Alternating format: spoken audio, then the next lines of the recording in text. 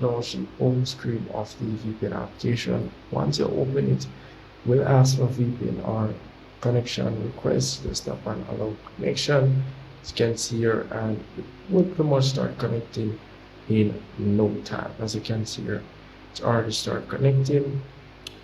Once you're connected, you're pretty much good to go. So you don't have any servers for these VPNs. I've reviewed a bunch of similar VPNs like this. All of them, you only get 1 minute of connection time, which is crazy, or if not 2 minutes of connection time, which is crazy. As you can see, it's not connected, and we'll load up an answer, stop on X, and you're pretty much good to go. So this application gives you only 3 minutes of connection time.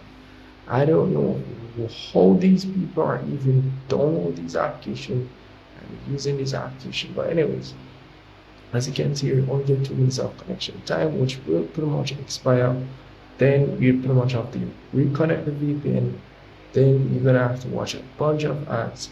Then it's gonna repeat the cycle. So every 2 minutes you're gonna have to keep connecting the VPN. Jim breaks you down, Tai Chi holds you together. Why not get into the application, going to as well and going to ads. So yeah, the VPN overall, I wouldn't recommend using it because too much ads, low connection time. As you can see here, you only get 5 minutes of added time to what is ridiculous 2 minutes of connection time. That is crazy. And you pretty much have to watch an ads to get connected as well. So that's really pretty much it for this video.